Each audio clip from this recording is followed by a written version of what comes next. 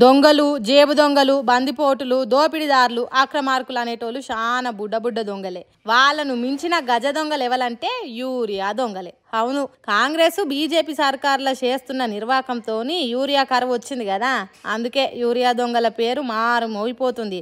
గీడ చూడుండ్రి, కుప్ప మీద ఎగబడి దోసుకున్నట్టే చేస్తున్నారట. అదే టైంకి వచ్చిన జనం కనిపెట్టి ఇగో గిట్లా అందుకున్నారు.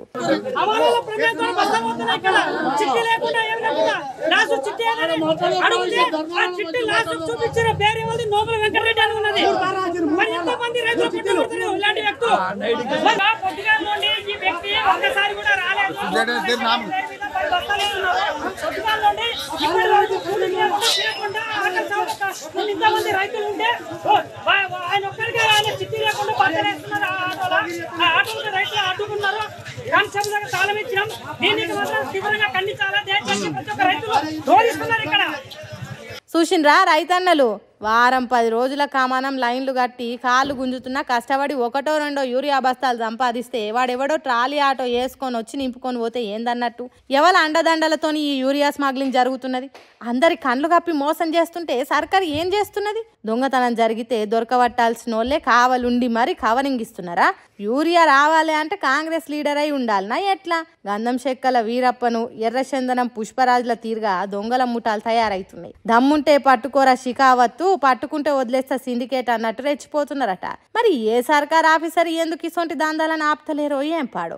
ఇగో గింత మంచిగా సాగుతున్నది కాంగ్రెస్ సర్కార్ పరిపాలన. కేంద్రం నుంచి తెలంగాణకు సరిపోని యూరియా తీసుకొచ్చుడు శాత కాదు, వచ్చింది ఇగో గిట్ల దొంగల పాలు కాకుండా చూసుడు శాత కాదు.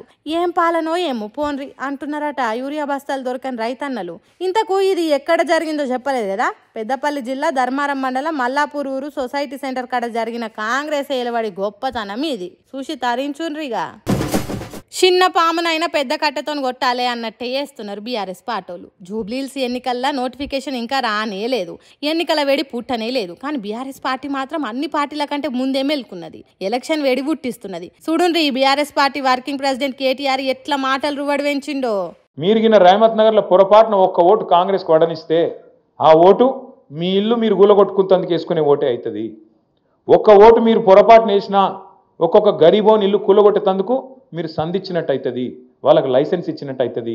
మరి కావన్నా వద్దాం మీరే ఆలోచన చేయండి. ఇన్నరా, రాబోయే జూబ్లీహిల్స్ ఉప ఎన్నికలలో కాంగ్రెస్ పార్టీకి ఒక్క ఓటు వేయద్దు, కాదని వేస్తే ఎడార్ల ఒంటె బతికే అవుతుంది అన్నట్టు చెప్తుండు. హైడ్రా అనేది పెద్దోళ్ళ ఇంటి మీదకి పోదు. రేవంత్ రెడ్డి అన్నగాడు ఇక్కడనే ఉంటాడు, తిరుపతి రెడ్డి అని. దుర్గం చెరువు పక్కకు నీళ్ళల్లో కట్టిండి ఇల్లు FTLలో, ఆడికి మాత్రం పోదు హైడ్రా. ఎందుకు? ముఖ్యమంత్రి అన్న కదా, పోతే ఉద్యోగం పోతుంది కదా, ఆడికి పోదు. ఆడికి పోతుంది, రేవంత్ నగర్ పోతుంది, బోరబండ పోతుంది, యూసఫ్గూడ పోతుంది, షేక్పేట పోతుంది, ఎర్రగడ్డ పోతుంది. మీ దగ్గర ఉండే బస్తీలకు మాత్రం బరాబర్ వస్తుంది. కులగొడితే పేదవాడిని అడిగేటోడేవాడు? గోపన్న లేడు కదా, గోపన్న ఉంటే బరాబర్ వచ్చి అడ్డం నిలబడుతుండే. గోపన్న లేడు కదా, ఇక అడిగేటోడు ఎవడున్నాడు? మేము చూసుకుంటాం, జూబ్లీహిల్స్ దున్ని పారేస్తాం అనే దాంతో పైసలు కొడతాం, అవసరమైతే ఆఖరికి ఓటుకింత కొడితే గరీబ్ గాలు మాకే అయిపోతే ఎవరికెత్తారు అనే ధైర్యము ఇలా కాంగ్రెస్ వాళ్ళు ఆ ధీమాతో ఉన్నారు. పొరపాటున మీరు ఓటు చెయ్యి జరుపుకున్నారే అనుకో, మీ కొంపలు కూలగొట్టేతానికే బుల్డోజర్లకు లైసెన్సులు మీరే ఇచ్చుకున్న వాళ్ళు అవుతారు. మీరు రేవంత్ రెడ్డి అన్ననో తమ్ముళ్ళో కాదు కదా, వాళ్ళ అన్న తిరుపతి రెడ్డి షెర్ల కట్టుకున్న ఇల్లు ఏడోకా ఉండదు.